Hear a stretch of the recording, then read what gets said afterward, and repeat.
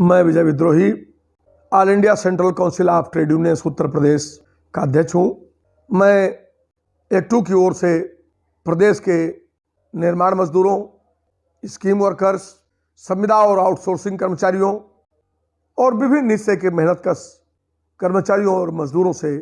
2024 के लोकसभा चुनाव के संबंध में एक अपील करना चाहता हूँ। भारत के निर्माण क्षेत्र में पिछले 10 वर्षों में काम के अवसर बहुत बुरी तरह से घटे हैं। पूरा का पूरा कंस्ट्रक्शन सेक्टर प्रभावित हुआ है और करोड़ों मजदूर रोजगार विहीन हुए। खासतौर से कोरोना के बाद ग्रामीण आबादी पर भार बढ़ा। शहरों से करोड़ों मजदूर वापस लौट कर आए। सरकार ने वादा किया था कि हम शहरों से लौट कर आए हुए मजदूरों को उनके गांवों में रोजगार देंगे,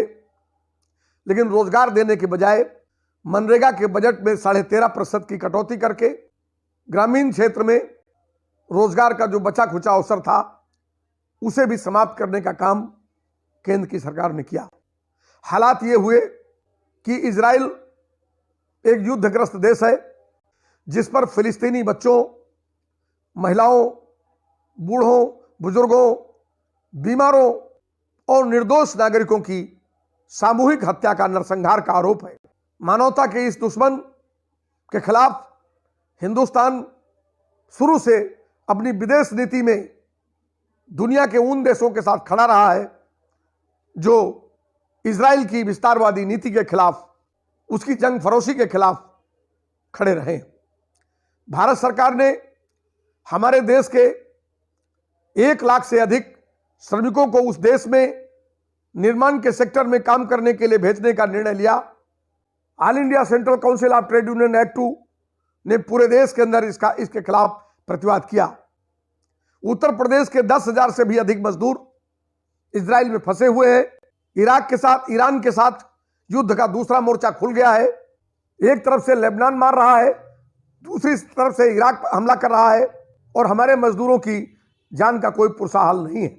सरकार कहती है कि हमने हिंदुस्तान में 2 करोड़ से 4 करोड़ से अधिक रोजगार दिए हैं। उत्तर प्रदेश की सरकार गड्ढा खोदने से लेकर के मनरेगा में काम करने वाले श्रमिकों से होते हुए तमाम तरह के अन्य श्रमिकों के नियोजन का एक डेटा जारी किया और कहा कि हमने साल भर में 1,95,00,000 से 1 करोड़ लोगों को काम दिया। ये वही उत्तर प्रदेश है जो 1 करोड़ मजदूरों को काम देने का दावा करता है, लेकिन हमारे 10,000 मजदूरों की जिंदगी इजराइल में ले जाकर के दांव पर लगा देता है। भारत का विदेश मंत्रालय एडवाइजरी जारी कर रहा है कि Jordan, Syria, Turkey, Iran, Iraq की यात्रा में हमारे देश के नागरिक न जाएं, लेकिन हमारे उन उत्तर प्रदेश के 10,000 मजदूरों के बारे में विदेश मंत्रालय कुछ नहीं बताता है। वो किस हाल में है, उनकी सुरक्षा की क्या गारंटी है, उनको वापस लाने के बारे में कोई योजना है या नहीं है। सरकार खामोश है। यह निर्माण सेक्टर में काम की दशा का एक नमूना है जिससे एक अंदाजा लगाया जा सकता है कि जहां पर गोलियां चल रही हैं, जहां तोपें चल रही हैं, रॉकेट चल रहे हैं और घमासान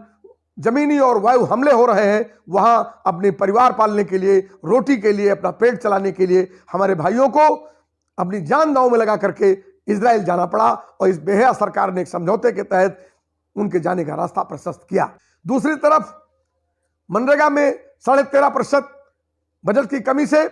एक आदमी के हिस्से में 3 दिन से अधिक काम नहीं आ रहा है। लाखों श्रमिकों को उत्तर प्रदेश के अंदर निष्क्रिय श्रमिकों में तब्दील करने और उनको भूखों मार डालने की योजना की तरफ भारत सरकार बढ़ रही है। दूसरी तरफ औद्योगिक क्षेत्र में मजदूरों के 44 श्रम कानूनों को बदल करके एक गुलामी के 4 नए कोड लाने का काम किया गया है और जिसके जरिए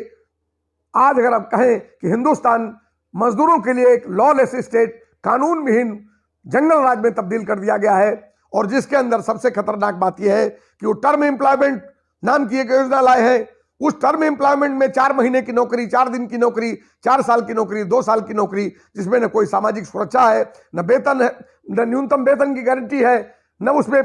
इंक्रीमेंट है, न बढ़ोतरी है, न पीएफ है, न ईएल है, न सीएल है, कुछ भी नहीं है, न प्रोविडेंट फंड है, न ग्रेजुटी है और न पेंशन है। आप आइए और जाइए, हायर और फायर की स्कीम लाई जा रही। ये औद्योगिक मजदूरों के सामने भी बड़ा संकट है। सरकारी कर्मचारियों के पद लगातार डिलीट किए जा रहे हैं और उत्तर प्रदेश के अंदर अभी भी 60 से 70 लाख सरकारी क्षेत्र में नौकरियां खाली पड़ी हुई हैं, लेकिन सरकार उनको भरने के बजाय उन जगहों पर आउटसोर्सिंग और संविदा में काम ले रही है। और आउटसोर्सिंग और संविदा में जिस तरह का शोषण है, वहां पर न तो न्यूनतम वेतन है, न सामाजिक सुरक्षा है, न उनके मालिक का कहीं पता है। एक दिन वेबसाइट बंद हो जाती है, वैसे ही पता लगता है कि उनकी नौकरी खत्म हो गई, उनका मालिक कौन था इसका भी पता उन्हें नहीं लग पाता है। ऐसे दौर में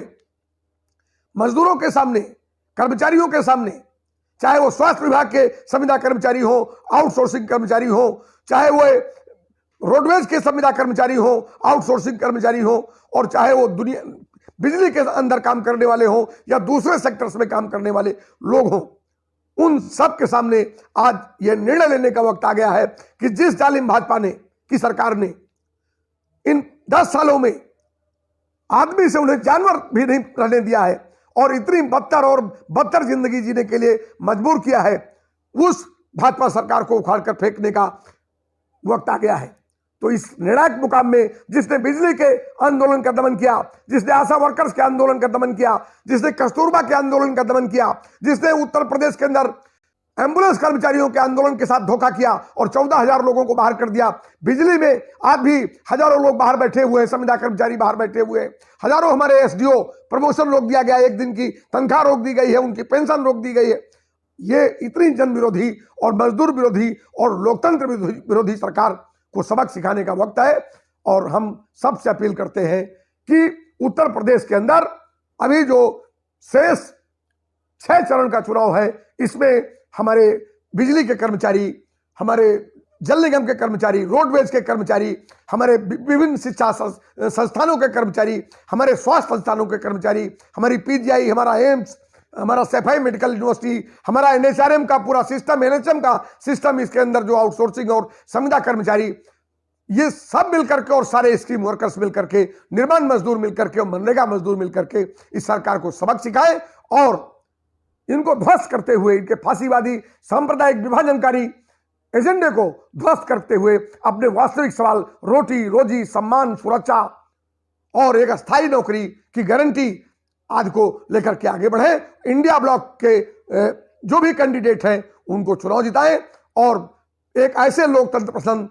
राज्य की तरफ बढ़े जहां आपके आंदोलनों की कद्र हो, आपकी आवाज की कद्र हो, संविधान में जो आपको हक हकूक मिले थे उनकी सुरक्षा हो सके। तो आइए लोकतंत्र, जमहूरियत,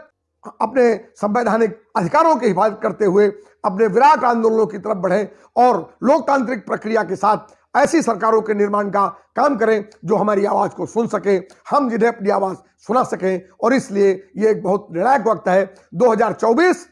इस मुल्क के अंदर मजदूरों और पूंजीवादी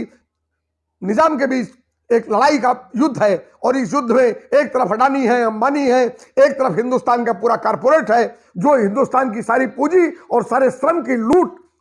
के आधार पर अपना अंपायर बढ़ाता जा रहा है और एक तरफ मुफ्लिसी की जिंदगी जीते हुए, बेरोजगारी की जिंदगी जीते हुए, कम वेतन में भुखमरी की जिंदगी जीते हुए, बच्चों के पालन पोषण को ठीक से न कर पाने वाली पूरी एक जमात है। तो आइए हम लोग ऐसे में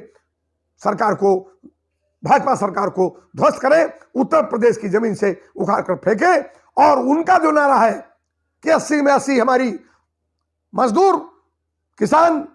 मेहनत कश नौजवान, मनरेगा मजदूर, इंडस्ट्रियल मजदूर, स्कीम वर्कर्स, आशा, आंगनबाड़ी, मिड डे मील, ये सब मिलकर के इनको पराजित करते हुए और उत्तर प्रदेश से खदेड़े और 80 में 80 सीटों पर हम अपना झंडा फहराते हुए और यहां पर इंडिया ब्लॉक को मजबूत करें। आइए अपने सुनहरे भविष्य की तरफ